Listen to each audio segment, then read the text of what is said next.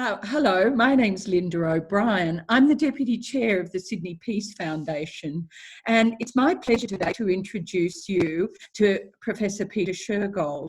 We're going to be talking about a climate for peace. At the Sydney Peace Foundation, we're worried about the impact of a warming climate and what that warming climate and what impact it'll have on access to justice and to global peace. We believe that lasting peace means a just and fair transition to a safe climate for everyone. We're interviewing leading thinkers and change makers about the link between climate action, peace and justice in this series, which is called, as I said, A Climate of Peace. These short sessions are designed to give you an insight into the ways people can, people should, and people are taking climate action. As I said, I'm joined by Professor Peter Shergold, who's the Chancellor of Western Sydney University, the Chair of NESA, and the Head of Opal Aged Care.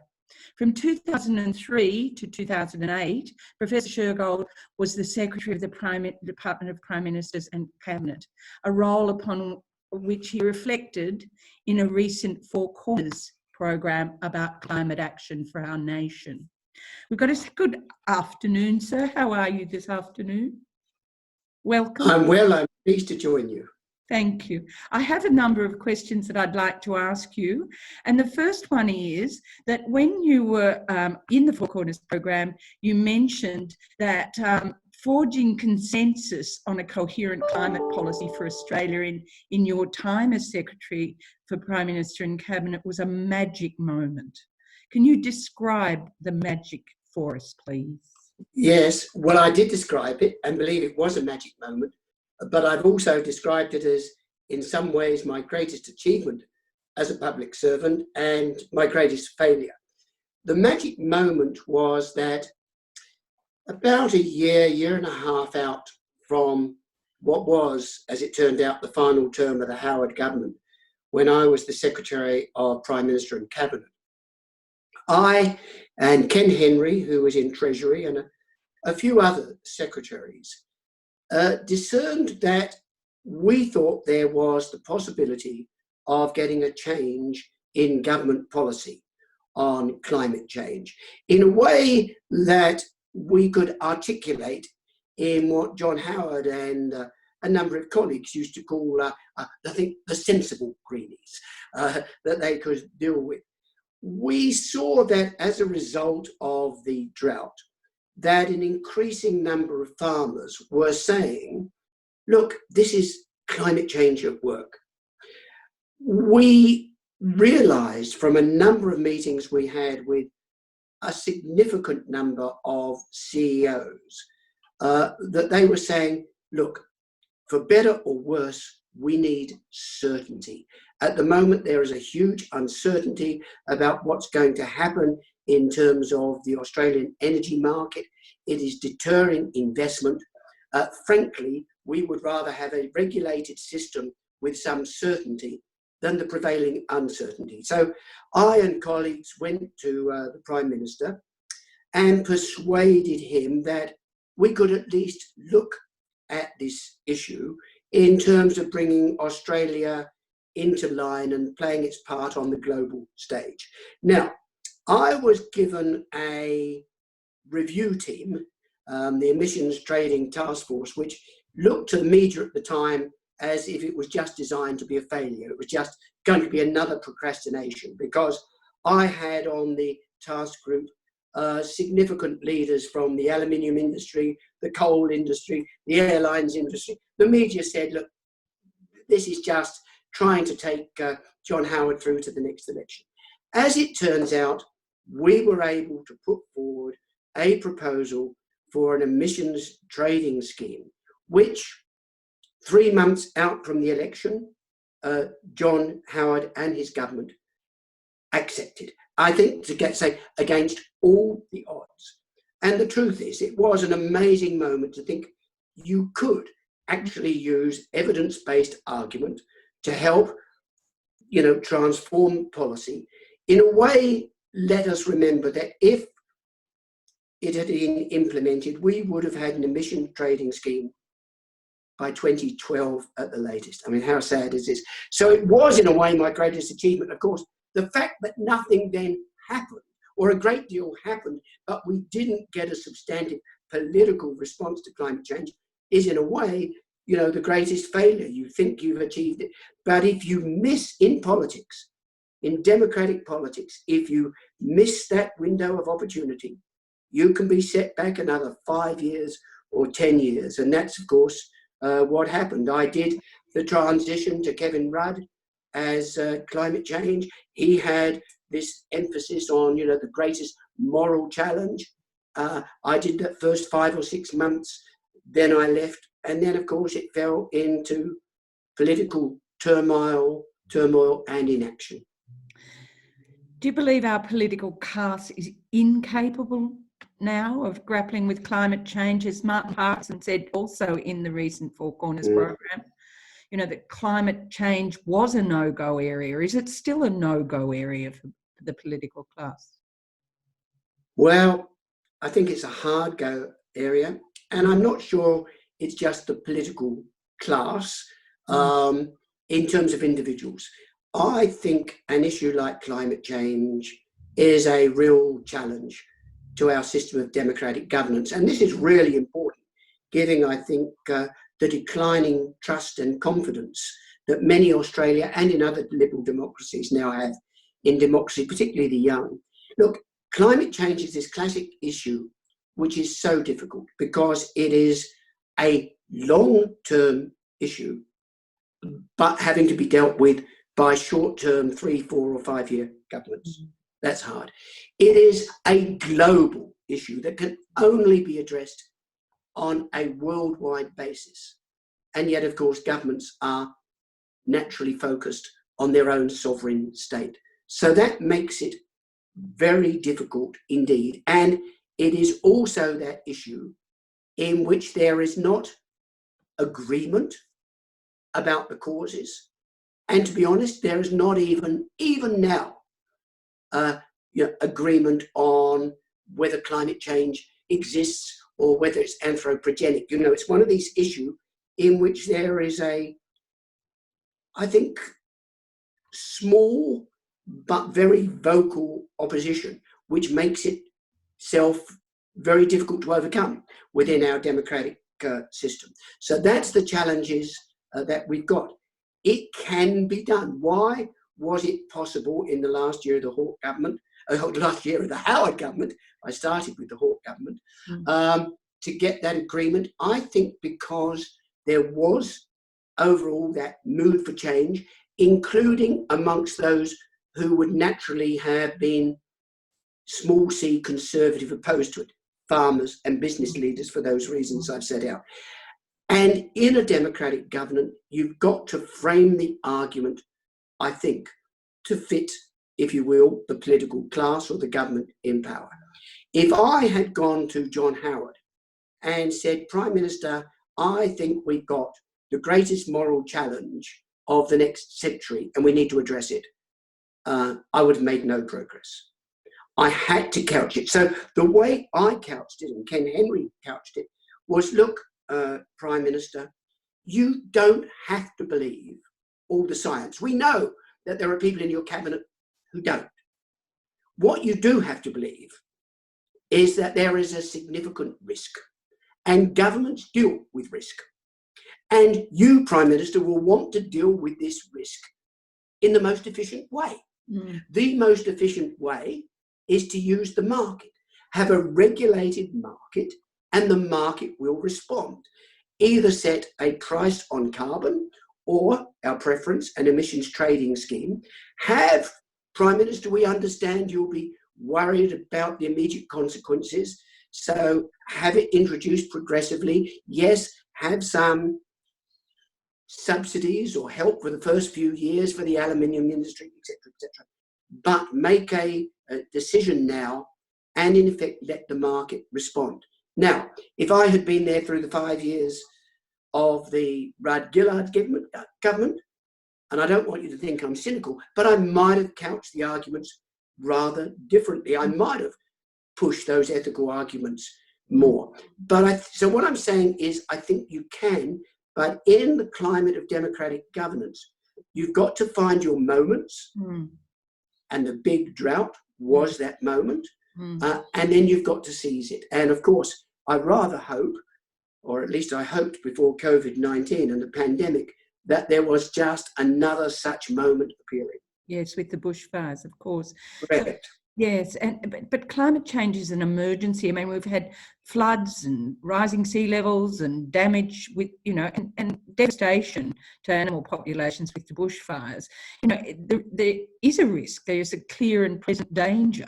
So what lessons do you think, and we've got another one, as you mentioned, with the COVID pandemic, what lessons do you think we can learn in terms of that risk from climate change, from the action that the government's taken recently with the pandemic, where, what I'm thinking of is, it's obviously been couched as a huge danger. I mean, that's the message, but also there's been a reliance on the experts, and that doesn't seem to have been the case with climate. I think that's true. I think when you have a bushfire or when you have a pandemic, it quickly becomes obvious to most, not all people, the scale of the emergency. I think those of us who see the evidence would, yes, see there is an emergency in terms of climate change, but of course it is longer term rather than immediate. Its exact dimensions are not certain, and therefore it's much harder, I think, to create that genuine small p political collaboration, and of the private and public and community sectors working together that you can get in a bushfire or an emergency. One other great moment I had as a public servant was in the crisis of the Asian tsunami. You'll remember.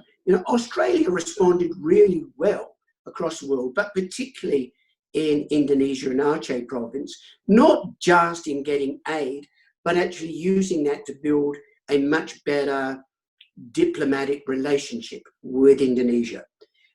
It's much easier if people can feel the fire beneath their feet on the burning platform. And that's what you need to get to.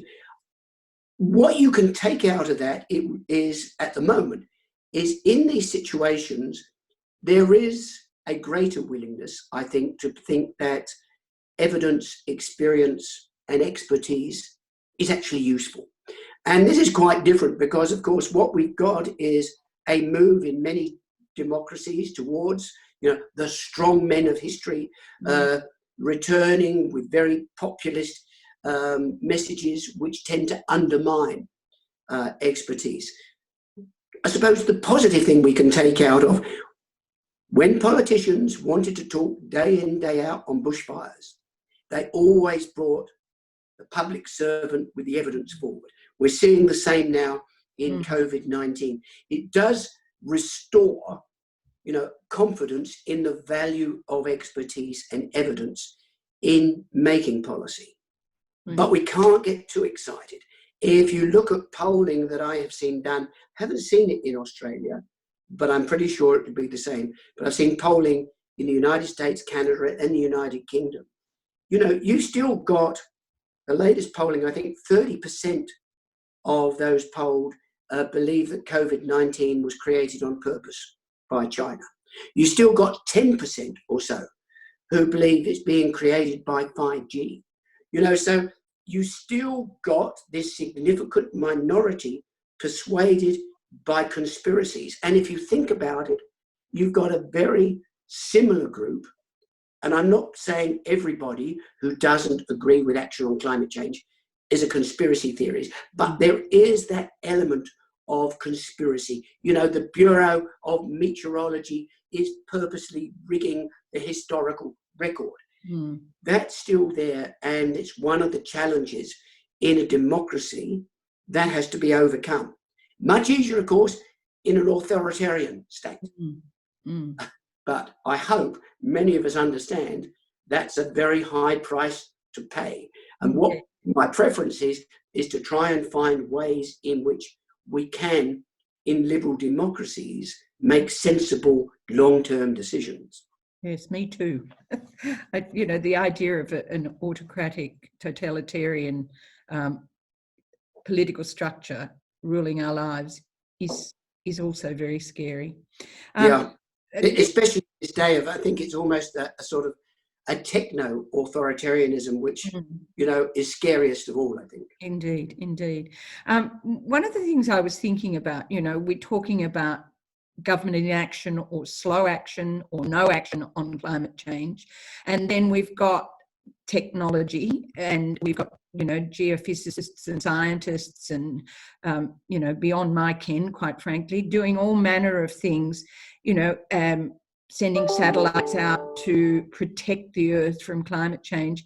I'm just giving it a thought, do you think this sort of scientific development might overrun anything that government does, so that we have this sort of technological protection, I suppose? I mean, it's just something that I've been dreaming of. Look, it might be surprising to most of the people this will go to that I talked about the market and the value of the market. But here's my reason. My view is that governments are notoriously bad at trying to choose the technologies to solve the problem, whatever that technology is. It's much better for governments to set the regulatory framework, put a price on greenhouse gases and carbon, and then let the market respond. In some ways, that's much better than the government's trying to pick winners, because however much we would like them, whether we want them to choose winners that are, on the one hand, so-called clean coal, or on the other, to choose new hydro, or to choose solar, it can go wrong. It's much better to put a price and let industry respond. And I think that's where you do get, very significant change. I can remember in my lifetime when we thought, we faced this long-term global problem of acid rain, you remember. Yeah. And in fact, by getting the regulatory regimes right, technology actually addressed that pretty quickly. The ozone hole, again, you could see the way that if government can set the right regulatory arrangements, the market can respond. That's, of course, what my hope is. And my hope is, of course, that the increasing and I think overwhelming scientific evidence can be persuasive. But it's difficult to know how to do that. I think there is a view, and I actually understand this, to be, in a sense, more positive about the science than we are. Look, I absolutely believe that climate change is underway and what the causes are. But I think there is a danger in a liberal democracy in saying, and we know with certainty, we've done our computer projections and this is going to be the impact. Or often, because people are desperate, presenting it in this sort of a dystopian nightmare. Now, I understand that. We think that's actually the way you persuade people, because you show them how bad this can be. My sense is often what you do is for the 10 or 20% who are not on the page, in a sense, what you're likely to do if you're not careful is reinforce and harden their views, however ill-informed we might see them. So it is a very difficult balance in a democracy of how we use the evidence to take people with us and then to introduce change. It is particularly hard, I think, in Australia at the moment, at the national level, not so much at the state level, because at the national level, I think climate change is the issue probably that most tears the coalition apart, rather like Brexit did in the United Kingdom. Of course, what's interested in the United Kingdom is for the Conservative Party, climate change isn't the big divisive issue. But once that has happened, it makes getting a political outcomes very difficult. And then, of course, as we've seen, it's very difficult often with minor parties for perfectly understandable reasons to get them to want to compromise. And the challenge you got in a liberal democracy is progress is nearly always made through compromise. It's hard. It is hard. We're asking everybody that we're interviewing this one final question. I mean, it's been fantastic so far, and thank you so much. But here's the question. If there was one action you could be sure is taken to move towards a safe climate for everyone, what would it be? It's a hard question. It is. So what I'm looking at, finding ways in which we can present evidence which will, including emotional intelligence, that can bring people to the conclusion that action is necessary and create sufficient of a mood that any political caste will have to respond. I sounded pretty, ex-public service boring until now. So let me now indicate there is a wacky side to me. I actually do believe that we need to complement our system of democratic processes now and find ways to engage citizens beyond going to a ballot box every 3 or 4 years, particularly in a time when less and less people are joining mainstream political parties.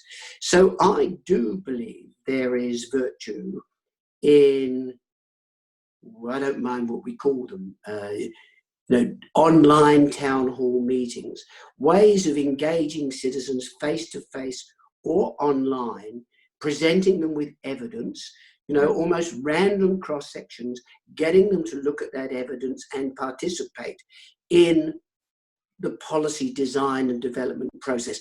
I actually think that it can happen. We know that we've had attempts at doing this, and overseas there have been some grander attempts to involve citizens in that way from across the political spectrum. And I honestly think that this is an issue which lends itself to trying to do things different. Yes, continue to advocate and lobby through the normal political processes, seeking to influence political parties, creating social movements. But let's also try and do something in a way that citizens can feel that they are more engaged in an ongoing way.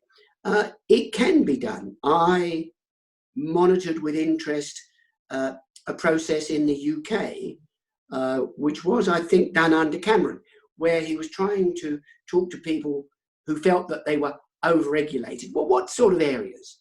And it was quite a sophisticated progress of digital democracy, which actually then ended up in very helpful suggestions about the regulatory impost which faced many not-for-profit organisations and how it could be made easier. Now, I think this could be used as a complementary way to try and drive political change. I think it's a wonderful suggestion. Consultation. It's also inclusive, it's collaborative, and it's empowering. Thank you. And let people see the evidence for themselves. Indeed. So thank you so very much for speaking with me this afternoon. And on behalf of the foundation, thank you from us. So thank you much, Linda. Thank you.